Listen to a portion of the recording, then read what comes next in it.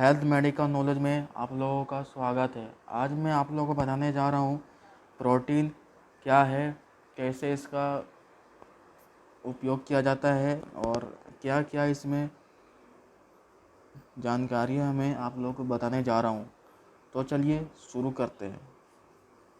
हाँ तो दोस्तों, प्रोटीन एक अत्यधिक जटिल पदार्थ है, वो तो आप लोग जानते ही हैं। प्रोटीन जो है एक अत्यधिक जटिल पदार्थ है जो सभी जीवित जीवों में मौजूद रहता है। फिर जो जितना भी जीव हैं उसमें प्रोटीन क्या रहता है, मौजूद रहता है। प्रोटीन अत्यधिक पोषण मूल्य वाले होते हैं और जीवन के लिए आवश्यक रासायनिक प्रक्रियाओं में सीधे शामिल होता है। ठीक है, आप तो जान गए तो जीवन के लिए आवश्यक रासायनिक प्रक्रिया में क्या रहता है, शामिल रहता है। अगली तरफ चलते हैं। प्रोटीन के महत्व 19वीं सदी की शुरुआत में रसायनों द्वारा पहचाना गया, जिसमें स्वीडिश रसायनज्ञ यानी कि साइंटिस्ट जोन्स जेकब बेरलियस भी शामिल थे। उन्होंने एक नाम रखा था दोस्तों, क्या नाम था, मैं अभी आप लोग को यहाँ दिख भी रहा होगा, जिन्होंने 1838 में प्रोटीन शब्द नाम रखा था। यहाँ गड़ा था सो लिखा गया, अपना भाषण थोड़ा सा हो गया दोस्तों। तो ये बात आप लोग एक बात नोटिस कर लीजिए और कहीं लिख लीजिएगा, 1838 में किस चीज़ का नाम का ये किया गया था, तो प्रोटीन किया गया था। ठीक है, प्रोटीन का। और हाँ दोस्तों, वीडियो को स्किप मत कीजिए, प्लीज़ लाइक कीजिए वीडियो को। जो गिर को प्रोटियस से लिया गया एक शब्द कि कौन साइंटिस्ट थे जो ग्रीक प्रोटियोस, कौन सा शब्द चुने थे वो, जिसका अर्थ एक पहला स्थान, ठीक है, रखना, प्रोटीन प्रजाति विशिष्ट है, अर्थात एक प्रजाति के प्रोटीन दूसरी प्रजाति भिन्न होता है। एक तो अलग अलग प्रोटीन दूसरे प्रजाति के होते हैं इसलिए भिन्न होते हैं, वे अंग विशिष्ट भी है। उदाहरण के लिए एक ही जीव के भीतर मांसपेशियों के प्रोटीन मस्तिष्क और यकृत के प्रोटीन से भिन्न होता है। यानी कि इसका मतलब यह है दोस्तों कि एक ही जीव के भीतर, यानी कि एक ही जो जीव रहता है उसमें मांसपेशियों के प्रोटीन और मस्तिष्क और यकृत तो दोनों अलग है, तो वहाँ प्रोटीन भी अलग होगा, जाहिर सी बात है। और अगली तरफ चलते हैं दोस्तों, आप लोग को मैं बताता हूँ। और एक आप लोग के सामने मैंने एक पिक्चर कलेक्ट किया है, इसका नाम है पेपेटाइड। क्या नाम है, पेपेटाइड। और ये बात आप लोग को मैं इसका भी इम्पोर्टेंट बात बता दे रहा हूँ, यानी कि सेरेनी प्रमुख लोग जो इसका खोज किए थे, John B Fenn, William G Kaelin Junior, ताक्सू होंजे, रिचर्ड हेडरसन और जॉर्ज पी, यानी ये हम लोग कितने, 1 2 3 4 5 और 6 लोग ऐसे थे दोस्तों, 6 वैज्ञानिक, समझ रहे हैं, पेपेटाइड का खोज किए थे। ठीक है, सबसे पहले किसने किया था, जॉन बी फैन ने किया था। उसके बाद दूसरा कौन था, विलियम जी केलिन। तीसरा जूनियर तासु खोंजे। चौथा रिचर्ड हेडरसन। पांचवा रोजबी स्मिथ। ठीक है, अब इसका विषय आप लोग बता देते हैं, क्या क्या विषय था। एंजाइम, इंटरफेरॉन, प्रतिलेखन कारक, प्रियोन और प्रोटीन फास्लीकरण। ठीक है, अब इसके जो मेन इसको अब तो सब साइंटिस्ट खोज किया, बट मेन गुरु कौन था, तो आप लोग के, और उसको सम्मान भी कई तरह से दिया गया, तो उसका नाम क्या था, रोडनी रॉबर्ट पोटर। ठीक है, अगली तरफ चलते हैं, मैं आप लोग को बताने जा रहा हूँ। और हाँ, वीडियो का स्किप मत कीजिए, प्लीज़ सब्सक्राइब कीजिए जल्द से जल्द। और हाँ, अगली तरफ चलते हैं, तो बात आता है कि एक प्रोटीन अणु चीनी या नमक के अणुओं की तुलना में बहुत बड़ा होता है। यानी कि चीनी और नमक, प्रोटीन सबसे बड़ा है, चीनी और नमक सबसे छोटा है। और दूसरी तरफ चलते हैं, इसमें कई अणु होते हैं, कौन कौन से होते हैं मैं आप लोग बता देता हूँ। जो मेन है, अमीनो एसिड। ठीक है, आपस में जुड़कर लंबी श्रृंखला बनाती है। जो अमीनो एसिड है आपस में यानी कि जुड़ के एक लंबा क्या बनता है, श्रृंखला बनता है। जैसी मोतियों को एक डोरी अवस्थित किया जाता है जिसमें लगभग 20 से अलग अलग अमीनो एसिड होते हैं। समझ रहे हैं, जो 20 अलग जो होते हैं, क्या क्या होते हैं, अमीनो एसिड होते हैं। ये बताया मैंने, वीडियो का स्किप मत कीजिएगा, ठीक है। जो प्राकृतिक रूप से प्रोटीन में पाए जाते हैं। समान कार्य वाले प्रोटीन में समान अमीनो एसिड, देखिए बार बार अमीनो एसिड का नाम हो रहा है, यानी कि बहुत ही जानकारी वाली चीज़ है। संरचना और अनुक्रम होता है।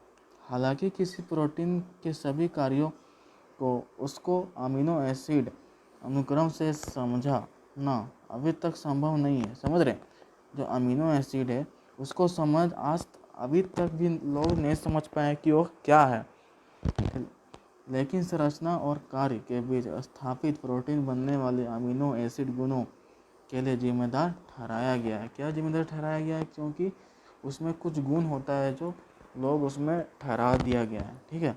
अगली तरफ चलते हैं। हाँ तो दोस्तों, अमीनो जो एसिड होता है, क्या एसिड, अमीनो एसिड जो होता है कुछ कुछ फलों में ना, कुछ फलों में पाया, कुछ फल या साग सब्जी में पाया जाता है। वो उसके नाम मैं आप लोगों को बता दे रहा हूँ। हाँ तो जैसे सेम, दाल, मटर प्रोटीन में उच्च है, यानी कि सबसे आगे है। मटर में सबसे ज़्यादा पाया जाता है प्रोटीन, वो तो जान ही रहे हैं। कई आवश्यक अमीनो एसिड भी होते हैं, वह ना सेम में ही पाया जाता है अमीनो एसिड, दाल में भी पाया जाता है, मटर में पाया जाता है, और इससे भी कुछ कुछ सब्जियों में पाया जाता है। पौधे सभी अमीनो एसिड को संश्लेषित कर सकते हैं। देखिए अब यहाँ मेन टॉपिक क्या आ रहा है, जो पौधे हैं अमीनो एसिड को क्या करते हैं, संश्लेषित कर सकते हैं। जानवर ऐसा नहीं कर सकते, क्योंकि जानवर में एसिड, अमीनो एसिड पाएगा, कभी जिंदगी में नहीं पाएगा। इसलिए बता किया गया है कि जानवर में ऐसा नहीं कर सकते, भले ही ये सभी जीवन के लिए आवश्यक है। बात जो एकदम मेन एकदम टॉपिक वाला बात है। प्लीज़ वीडियो को स्किप मत कीजिए और सब्सक्राइब जरूर कीजिए, ठीक है।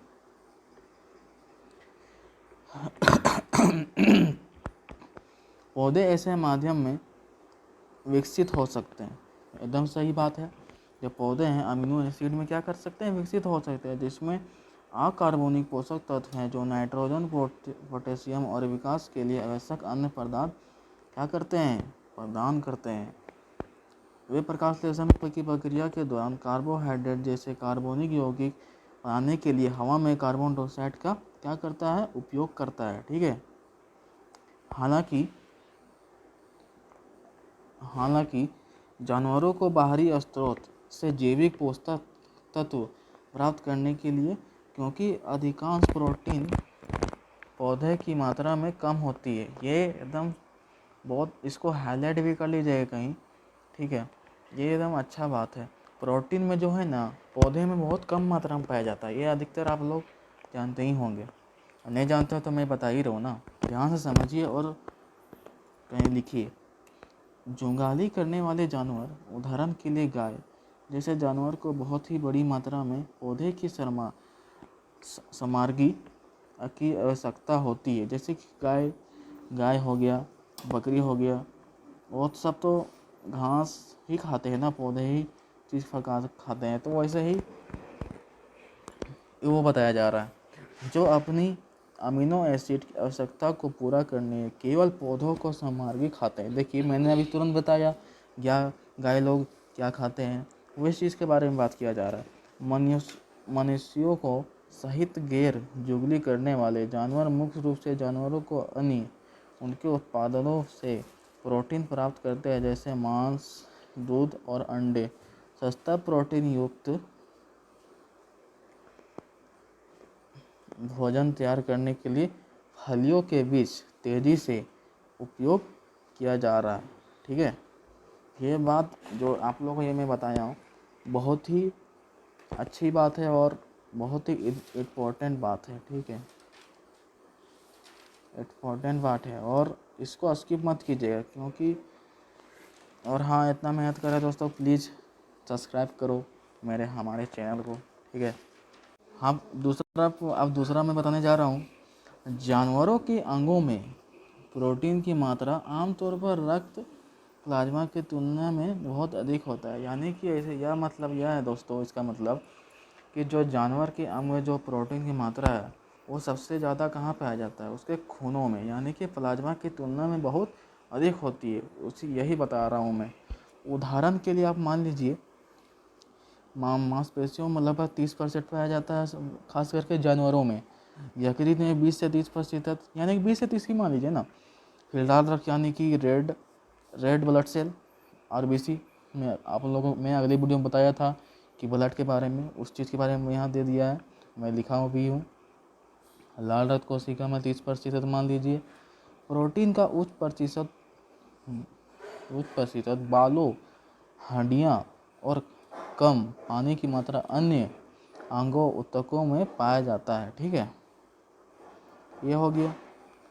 अब पशुओं में मुक्त अमीनो एसिड हेपेटाइटिस की मात्रा में प्रोटीन की मात्रा बहुत कम होती है। यानी कि यह है कि पशुओं में जो अमीनो एसिड हेपेटाइटिस की मात्रा प्रोटीन की मात्रा में बहुत कम होता है। यानी कि जो देखिए अभी मैंने क्या बताया कि प्रोटीन की मात्रा सबसे पशुओं में कितना पाया जाता है, 30%। तो भैया जाहिर सी बात है कि अमीनो एसिड कम होगा। और प्रोटीन अणु अमीनो एसिड चरणबद्ध संरेखन कोशिकाओं में निर्मित होते हैं और संश्लेषण पूरा होने के बाद ही शरीर के तरल पदार्थों को क्या कर देती है, छोड़ देती है। ठीक है, मैंने आप लोगों को 2 पॉइंट बता दिया हूँ, अब तीसरा बताने जा रहा हूँ। ठीक है, तो वीडियो को स्किप मत कीजिए, एक एक बात पॉइंट में रखिए, क्योंकि बहुत ही मेहनत लगता है दोस्तों। प्लीज़ सब्सक्राइब कीजिए हमारे चैनल को, हेल्थ मेडिकल नॉलेज को आगे बढ़ाइए। कुछ अंगों में प्रोटीन की उच्च मात्रा का मतलब ही नहीं है। यानी कि जो होता है हमारे शरीर में या पशुओं के शरीर में जो प्रोटीन का मात्रा होता है उसका कोई मतलब ही नहीं है। उसका मैं बता रहा हूँ आप लोग को कि प्रोटीन का महत्व किसी जीव या ऊतक उनकी मात्रा से संबंधित है। देखिए, प्रोटीन का महत्व किसी जीव या ऊतक की उनकी मात्रा में संबंधित है। इसके विपरीत कुछ महत्वपूर्ण प्रोटीन जैसे एंजाइम, हार्मोन बहुत कम मात्रा में होता है। हार्मोन तो बहुत कम मात्रा में पाया जाता है शरीर में, अधिकतर देखते हैं। एंजाइम भी है, ये है वही चीज़ है। और प्रोटीन के महत्व मुख्यतः उनके कार्य के संबंधित है। अब तक पहचाने गए सभी एंजाइम प्रोटीन है। सही बोले, जितना भी शरीर में जितना भी एंजाइम है वो क्या है, प्रोटीन ही है। एंजाइम जो सभी चयापचय प्रतिक्रियाओं उत्प्रेरक है, एक जीव को जीवन के लिए आवश्यक रासायनिक पदार्थ जैसे प्रोटीन, न्यूक्लिक, ये सब जो पॉइंट जो मैंने हाईलाइट जानबूझ किया, मैंने मेन टॉपिक को लाइन खींच दिया हूँ, क्योंकि एक एक बात को आप लोगों को समझाने में आसानी हो। Acid, nucleic acid carbohydrate, lipid का निर्माण करने और उन्हें अन्य पदार्थों पर परिवर्तित करने और उन्हें विघटित करने में सक्षम बनाती है। ठीक है, ये बात बहुत ही इम्पोर्टेंट था, आप लोग कहीं लिख लीजिए, क्योंकि हमेशा ये जान के लेना आप लोग को बहुत ही ज़रूरी है, इसलिए मैं बता रहा हूँ। एंजाइम के बिना जीवन संभव नहीं है। अगर हमारे शरीर में प्रोटीन नहीं रहेगा, हार्मोन नहीं रहेगा, एंजाइम नहीं रहेगा, तो यहाँ मैं इसलिए इसको लिखा हूँ कि एंजाइम के बिना जीवन संभव ही नहीं है भाई। प्रोटीन के बिना जीवन संभव ही नहीं है, हार्मोन के बिना जीवन संभव ही नहीं है। तो इसलिए दोस्तों, अगर एंजाइम नहीं रहेगा तो हम लोग जी ही नहीं पाएंगे। अगली तरफ चलते हैं। तो महत्वपूर्ण नियामक कार्यों वाले प्रोटीन कुछ हार्मोन हैं। तो ये प्रोटीन हार्मोन भी होते हैं, जैसे कि मैंने बताया था कि एंजाइम और हार्मोन दोनों प्रोटीन ही है। सभी कैसे रवे के श्वसन प्रोटीन हीमोग्लोबिन रक्त में ऑक्सीजन वाहक के रूप में क्या करता है, कार्य करता है। हीमोग्लोबिन जो रक्त है, हीमोग्लोबिन यानी कि ब्लड, और ऑक्सीजन वाहक के रूप में क्या करता है, कार्य करता है, अपना काम करता है। फेफड़ों से शरीर के अंगों और ऊतकों तक ऑक्सीजन पहुंचाता है। एकदम सही बात है। सृजनात्मक प्रोटीन का सबसे बड़ा समूह पशु शरीर की संरचना को बनाए रखता है और उसकी क्या करता है, रक्षा करता है वो। ठीक है। अब दोस्तों मैं आप लोगों को जितना मैंने बताया, सबसे मेन पॉइंट बोलते हैं ना, हीरो की एंट्री लास्ट में ही होती है, वही बात यहाँ है। तो दोस्तों सबसे मेन पॉइंट और सबसे अच्छा सबसे लास्ट में बताने जा रहा हूँ, आप लोग इसको ध्यान से देखिए और अच्छा से जानकारी लीजिए। तो बताने जा रहा हूँ, चलिए शुरू करते हैं। तो आपके शरीर के लिए कितना प्रोटीन सही है, जो हमारे शरीर में कितना प्रोटीन सही है, how much protein you need, how much protein you need. तो मैं आप लोग को बताने ही तो आया हूँ ना यहाँ, इसलिए मैं बता रहा हूँ।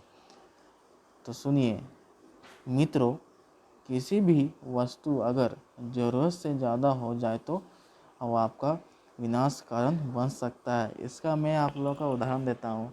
यानी कि आप कहीं जाते हैं, किसी भी कहीं भी शादी या कहीं भी पार्टी में, अब आपका खाने का शक्ति उतना ही है जितना आप खा सकते हैं, बट आपको मतलब बोलते हैं ना, अरे खा लीजिए खा लीजिए। तो वही जितना आपको खाने की शक्ति है उससे ज़्यादा क्या खाएंगे तो क्या होगा, जाहिर सी बात है वोमिटिंग होगा। तो यहाँ यही इसलिए बोला जा रहा है, किसी भी वस्तु अगर ज़रूरत से ज़्यादा हो जाए तो आपको विनाश का कारण बन सकता है। इसलिए दोस्तों मैं आपको उदाहरण दिया। इसलिए यहाँ पर अपने शरीर की कितना प्रोटीन चाहिए, एक आप लोग क्वेश्चन मार्क लग जाता है। इसके बारे में जानना आपके लिए बहुत ही ज़रूरी है, एकदम सही है। तो सुनिए, अगर हम भारतवर्ष की बात करें तो देश में ज़्यादातर लोगों, मैं आपको बता देता हूँ कि शाकाहारी खाने में भी अगर आप चाहते हो तो अपने दिन भर में प्रोटीन की मात्रा पूरा कर सकते हैं। मैं इसके बारे में प्रोटीन की संज्ञा के ऊपर आधारित इस लेख में बाद में और भी जानकारी दूंगा। ठीक है, और भी जानकारी देने जा रहा हूँ, अभी और है दोस्तों, अभी पिक्चर बाकी है। तो आपको दिन में कितना ग्राम प्रोटीन की ज़रूरत है, ये तो मेन पॉइंट है भाई। इसको कहीं, ये जो है बहुत ही अच्छी बात है। एक व्यक्ति दूसरे तक काफ़ी बदल सकता है, क्योंकि यह व्यक्ति के जीवन शैली पर निर्भर करता है। साइंटिस्ट कहते हैं, वैज्ञानिक कहते हैं कि प्रति किलोग्राम के हिसाब से एक आदमी को दिन भर में 0.8 ग्राम से लेकर 2 ग्राम प्रोटीन की ज़रूरत पड़ती है। यानी कि हमारे शरीर में प्रोटीन की कितना ज़रूरत है दिन भर में, तो 0. ग्राम से 2 ग्राम। ठीक है, इतना का क्या पड़ता है, ज़रूरत पड़ता है। ठीक है, और अभी बाकी है। परंतु आमतौर पर एक स्वस्थ व्यक्ति, यानी कि एक स्वस्थ व्यक्ति के लिए प्रति किलोग्राम के हिसाब से 1 से 1.2 ग्राम प्रोटीन काफ़ी सही। यानी कि जो एक स्वयं स्वस्थ, कुछ उसको नहीं होता, मतलब सही है, ठीक ठाक है, तो उसको कितना चाहिए, 1 से 1.2 ग्राम तक। ठीक है, यहाँ और एक बात याद रखना, एक बात और याद रखिएगा दोस्तों, कि आप एक ही समय में 26 से 30 ग्राम प्रोटीन हजम कर सकते हैं। यानी कि खाने वाली चीज़ में प्रोटीन रहता है ना, मैंने एक सब्जी का नाम बताया, इसलिए उसी हिसाब से हम अपने खाने का चयन करें। यदि रखे प्रोटीन की ज़्यादा मात्रा में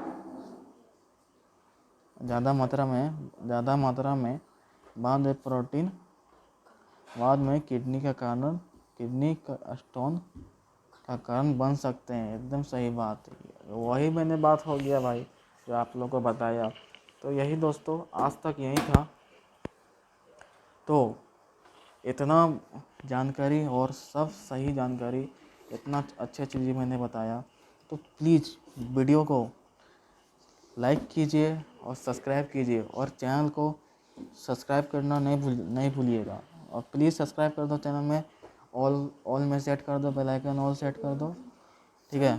चलो मिलते हैं अगली वीडियो में। Yeah.